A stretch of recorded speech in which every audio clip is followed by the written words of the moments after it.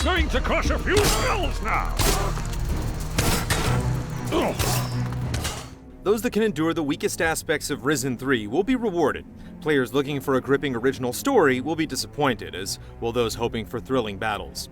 Yet the game does offer an expansive and well-constructed world that provides more than enough reason to keep pushing forward. What are you doing here? And you are?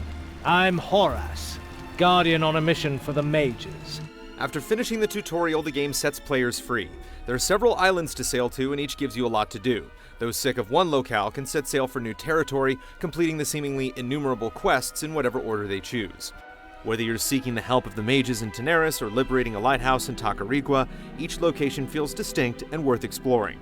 The islands are inhabited by an equally diverse array of creatures. The eerie grave spider has enormous pincers and a face that resembles a skull, while the shadow guardians are towering black figures that can quickly cleave you in two with large axes. While completing one quest, you're likely to run into 2 or 3 more. Countless times we found ourselves darting off in an entirely different direction than initially intended.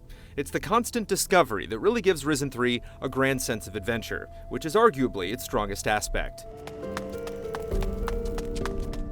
Unfortunately, not all of the quests are worth doing. Like many RPGs, Risen 3 is guilty of dishing out menial tasks. Expect to fetch items for NPCs and kill a specific amount of monsters in a given area. The central narrative is also incredibly drab since it's so full of fantasy cliches. Evil shadows have consumed the land and taken your soul in the process. While it's disappointing that Risen 3 covers such well-worn territory, it's even worse that the main story never goes out of its way to surprise you. Ghost ships. I've seen something like them before. Thankfully, there are just as many optional quests that will catch you off guard.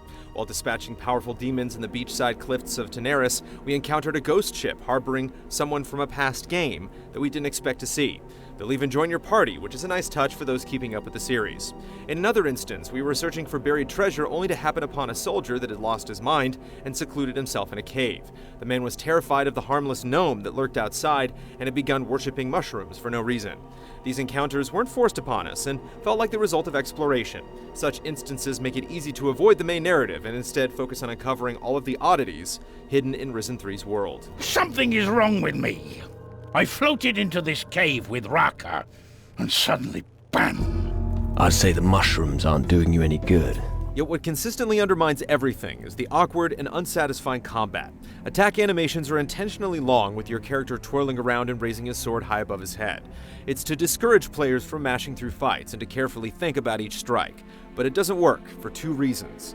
The first is that while rolling, you're completely invulnerable. With no stamina meter or really anything acting as a counter, you can simply somersault around the battlefield endlessly and occasionally poke at enemies. Even while cornered against a wall, you can just repeatedly roll in place, remaining free from harm. It's so ridiculous that you feel less like a swashbuckling pirate and more like a superhuman acrobat.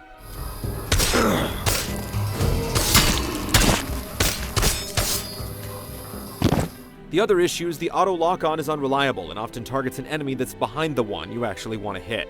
Even when nothing is getting in the way, there's a stiltedness to each sword swing, gunshot, or spellcast that takes away a lot of the basic pleasures of fights. Much like the fighting, the voice acting can also pull you out of Risen's world. Many characters sound flat, making it hard to stay invested in what they're saying. We often found ourselves tempted to skip dialogue because conversations felt like they dragged on. The worst offender is the main character. It tries to come across as gritty and tough, but instead spews scowling sarcasm so generic, it's almost comical. That bastard. Not all of the characters are so unlikable. Bones, a druid companion that you meet at the beginning of the game, is pretty great. You never know exactly what's going to come out of his mouth. After finding the aforementioned ghost ship, Bones described how desolate and creepy it is, then proclaims that he could see himself living there. He always sounds like he's one step away from completely losing his mind, which makes him a consistently entertaining teammate.